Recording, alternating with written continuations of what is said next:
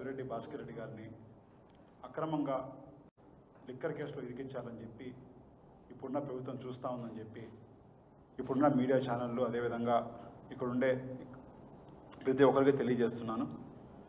ఎందుకంటే మా నాన్నగారిని దగ్గరగా చూసిన వాళ్ళు ఎవరైనా లిక్కర్కి లేకపోతే ఇంకొక అంటే లిక్కర్ ఒక బాటిల్ అయినా మా ఎలక్షన్స్లో కావచ్చు, 2014 కావచ్చు, 19 కావచ్చు, 24 కావచ్చు, ఎప్పుడున్నా పంచామా అని చెప్పి ఇక్కడ నుంచి అడుగుతున్నాను.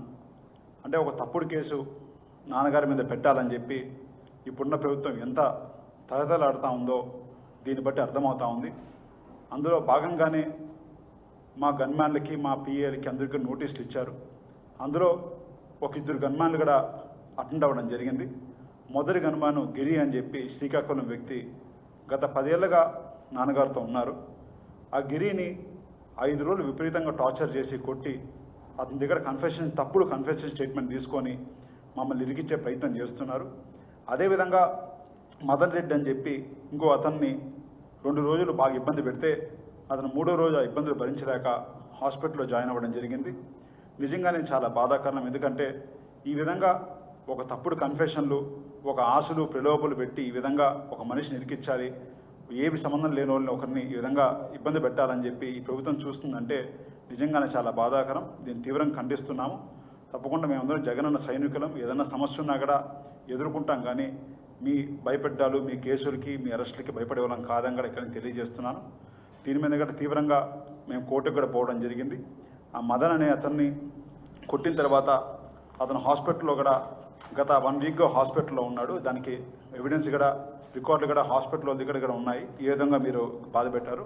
దీని మీద కూడా హైకోర్టుకి వేశాము. హైకోర్టులో కూడా రేపో ఎల్లుండి లోపల దానికి రేపో ఎల్లుండికి అంతా దానికి విచారం కూడా వస్తుందని కూడా తెలియజేస్తున్నాం.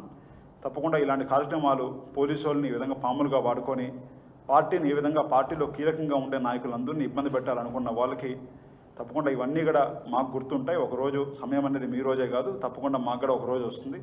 ఆ రోజు ఇవన్నీ కూడా మేము కూడా గుర్తుపెట్టుకుంటామని కూడా పోలీసు అధికారులందరూ కూడా చెప్తున్నాను.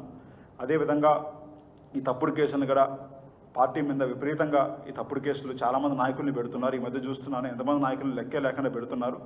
వాళ్ళందరూ తరపున కూడా నిజంగానే మేమందరం కూడా చెప్తున్నాం. ఏవైనా సమస్యలు ఉంటే పార్టీ మేమందరం కూడా వాళ్ళందరితో ఉంటాము. ఏ సమస్యలు ఉన్నా కూడా మేము ఇంకా గట్టిగా నిలబడతాము కూడా, ఇలాంటి తప్పుడు కేసులు పెడితే ఇంకా గట్టిగా నిలబడతాము కూడా మీకు తెలియజేస్తున్నాను. Thank you. అది మాకు పూర్తిగా ఇన్ఫర్మేషన్ లేదు మేడం. ఇంకా ఏదో చెప్తున్నారు అరెస్ట్ చేశారని చెప్పి ఇక్కడ న్యూస్లో నేను కూడా చూస్తున్నాను. కానీ గత 15 రోజులుగా నాన్నగారు చెప్తున్నారు, మేము ఇంటికాడే ఉన్నాము, మీరు ఎప్పుడైనా అరెస్ట్ చేసుకోవచ్చు, మీకు ఏదైనా ఇబ్బంది ఉంటే మేము మా సెల్ ఆన్లోనే ఉంది. నిన్నంతా కూడా విజయవాడలో ఉండడం జరిగింది. అంటే ఈ విధంగా మేము దగ్గరగా ఉన్నా కూడా వాళ్ళు ఏం పట్టించుకోకుండా ఈరోజు ఎక్కడికో మేము వ్యాపార రీత్యా ఇంకో రీత్యా ఏదైనా చిన్న పనికి పోతా ఉంటే ఈ విధంగా చేశారని చెప్పి వాళ్ళు చెప్తున్నారు. తప్పకుండా అది నాకు తెలిసి ఈరోజు ఈవినింగ్కో రేపటికో అది వస్తుంది. నాకు కరెక్ట్గా ఐడియా లేదు. నాకు తెలిసి ఈరోజు వస్తే దాని మీద కూడా స్పందిస్తాను తెలియజేస్తాను.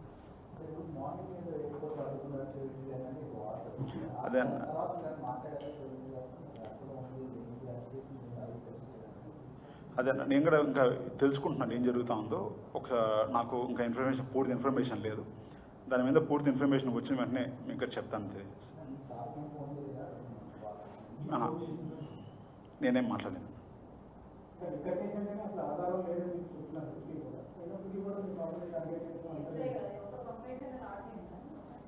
మా మీద ఈరోజు వరకు నాకు తెలిసిన వరకు ఒక ఎఫ్ఐఆర్లో మా నాన్న పేరు లేదు.